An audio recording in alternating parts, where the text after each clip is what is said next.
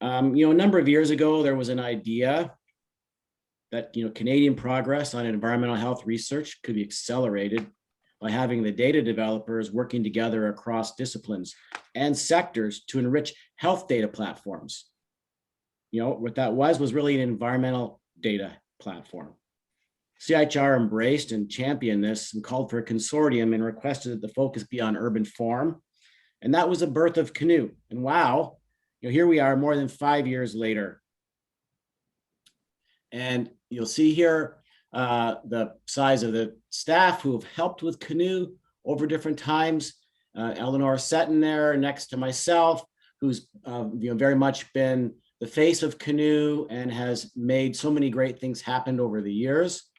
And you just heard from Natalia, one of our newest staff members. But it's been great to have such a great cast of characters here to move this forward, to develop the database. But it's a consortium, and there are many more people, if you go to the next slide, who need to be thanked. Here is the list of directors who have helped out in the middle with Eleanor and I.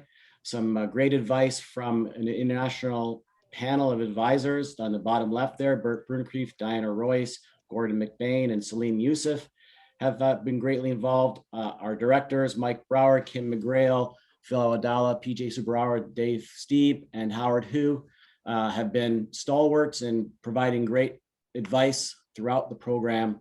And then we've had a series of interim members join our directors panel through different times to provide different perspectives. Olympia, Dan, Mark, Perry, Salima, and Audrey. It's been fantastic to work with all of them. So I just want to acknowledge everybody up front and thank them. But next slide. It is a consortium, so this is not even half of, I know, all the faces that have been involved over the years, many students and trainees. But this gives us a sense of the scope that we are, I think, a healthy team contributing to the endeavor that I just talked about. So I do thank everybody who's contributed along the way, and hopefully you're on board for the future as well. Now, when we came together and formed CANUE, we sort of set out these 5 key goals: to provide data and tools, analysis-ready data.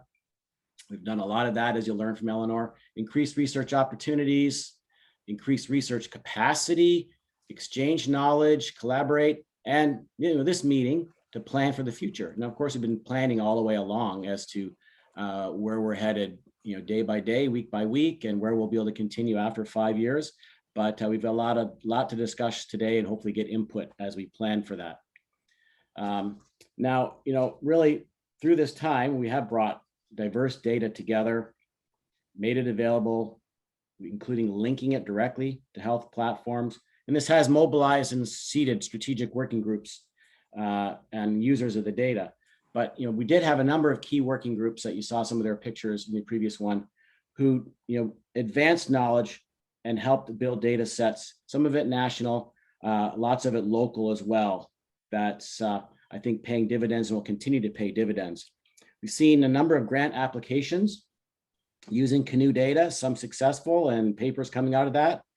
As Eleanor will describe going forward, a number of webinars have been held. Some training material resources have been produced that have been well used. And there have been a number of surprises during the time as well.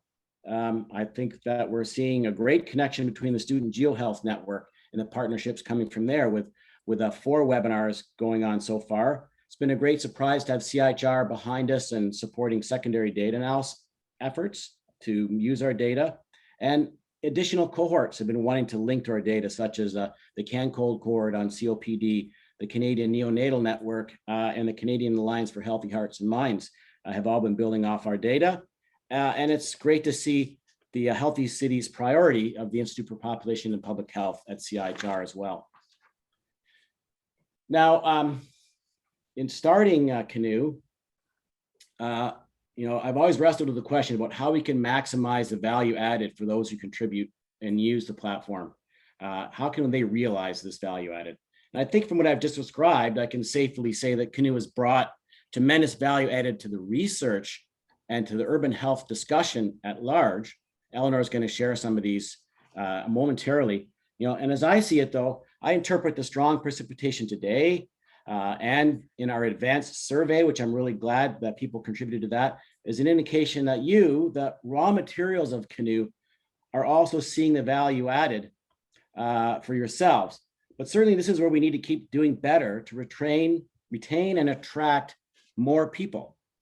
And perhaps this AGM is a step in this direction of engaging those part of the consortium to increase our interaction and to increase our mutual benefits, ultimately creating a real thriving community of practice in this space. Over to Eleanor now for, I think, an overview of some of our key accomplishments.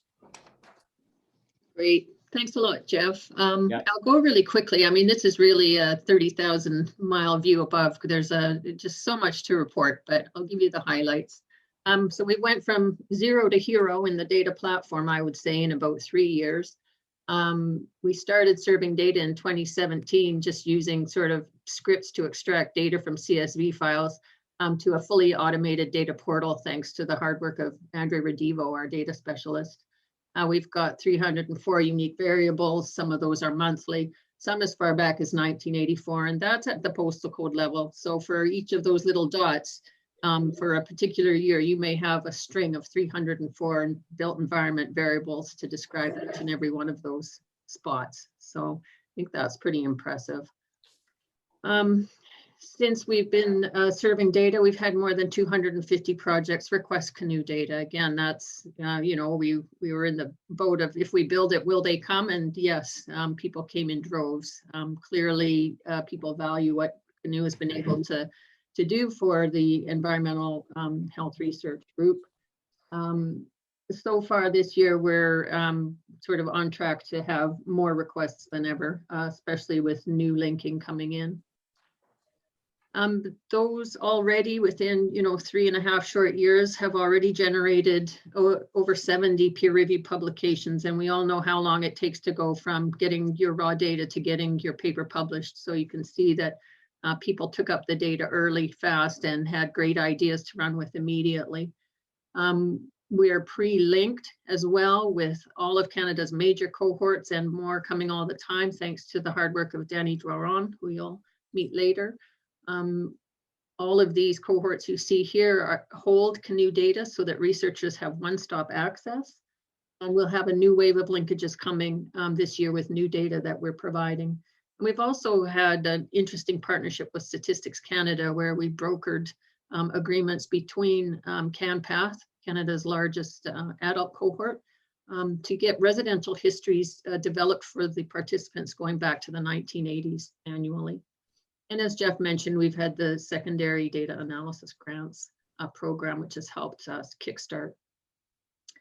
In terms of collaboration and capacity building, these are things that sometimes are hard to measure, but in the most concrete way, we've, out of the CANUE grant, we've provided 22 sub-grants across 10 different teams, I think across 18 different universities in Canada. Most are data development oriented, so pushing the envelope in terms of what are the next kinds of metrics we need, or what metrics do we need now to fill gaps that exist. That money contributed to student stipends and lots of new collaborations with the teams. We're just archiving videos now. You can go to the AGM videos tab and see some of the teams talking about the work they've done with CANUE funding. I encourage everybody to go and have a look at those, and we'll be adding more over the next few weeks and ongoing. They're great little short 10, 15 minutes to give you an idea of the really interesting work people are doing in data.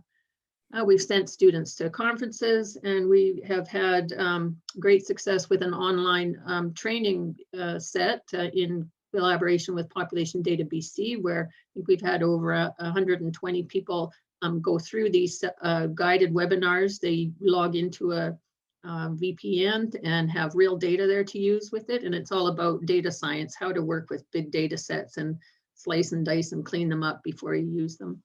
And we produced and gave a in-person workshop at ISEE on extracting urban features from Google Street View images using machine learning. So that was a lot of fun. In terms of sort of active collaborations that are going on right now. This is just a touch, right? I mean, there's certainly many more, but I just wanted to highlight how the CANUE directors are, well connected and connecting CANUE across many different initiatives. Kim McGrail leads the Health Data Research Network in Canada program. That's bringing all the administrative provincial health data into sort of one framework. And Denny is working hard with pre-linking CANUE into that. So that will be a huge step forward in ease of access to CANUE data in the admin side. Mike Brower is a co-PI on Pathways to Equitable Healthy Cities. It's an international project funded by Wellcome Trust. And we've been sitting in on their big data working group and certainly learning a lot from their expertise there. Jeff is one of the stakeholder members on the Expanse project. That's a Horizon 2020 funded urban exposome project. And PJ Savaro, one of our directors, is leading or co-leading, pardon me, a new precision child health initiative at Sick Kids in Toronto. These are just a few things. We've also co-authored a paper with Jeroen Lakerveld at Gecko. This is an organization in the Netherlands that's very similar to CANUE. So as I said, just a touch, but we're definitely getting a lot of interaction and notice. In terms of knowledge exchange, as Jeff mentioned, we've done, we do webinars. We could certainly do more, that's for sure. What I wanted to highlight here was some new funding that we got based on the CANUE efforts and our massive data platform.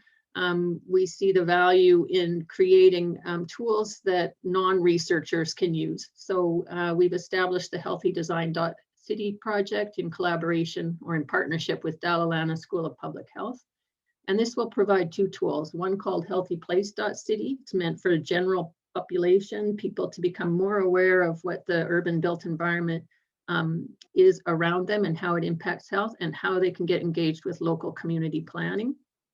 And the second one is HealthyPlan.City, and this will be a web-based tool that allows planners and public health professionals to intersect urban built environment factors with demographic information to have a good look at equity at a neighborhood level all across Canada.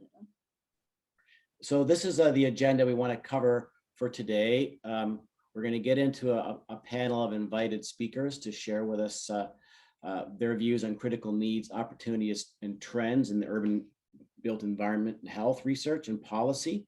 We're going to talk about the surveys that many of you completed, then have a panel discussion in light of those survey results, and then wrap it up. So hopefully it's short and sweet today, but the key thing is that, as I said, we need to plan for CANUE's next phase. And that means attracting more support financially to keep that going. So we've discussed a little bit about not-for-profit options that hopefully will come up in our discussions, because the reality of the current situation is that we're now winding down. We're definitely on the downward trajectory for the $4.2 million budget that came from CIHR. The Public Health Agency of Canada project that Eleanor mentioned is certainly helping us keep a key initiative going.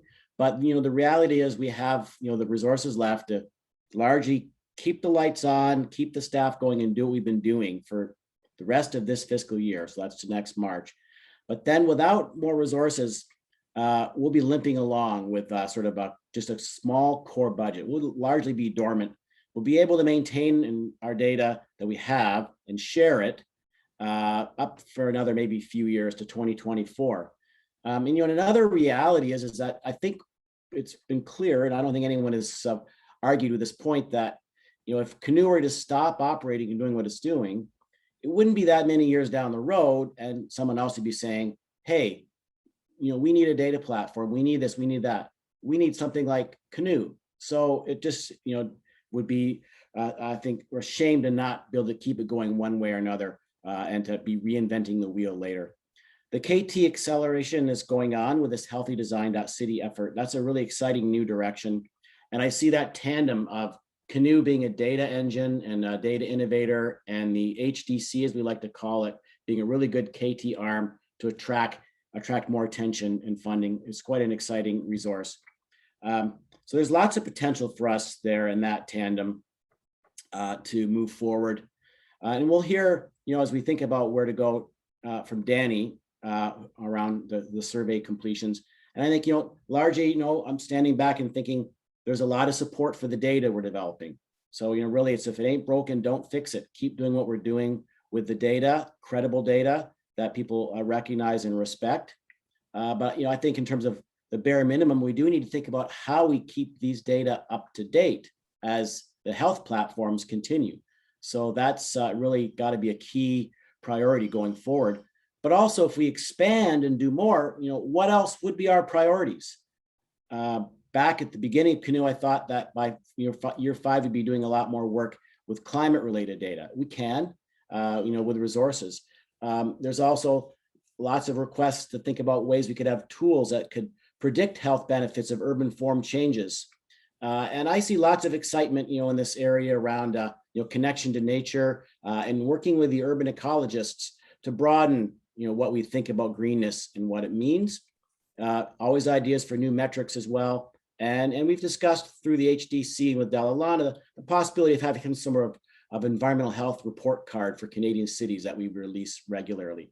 But we're wide open to ideas. We want to really, turn this into a much more member-based consortium going forward.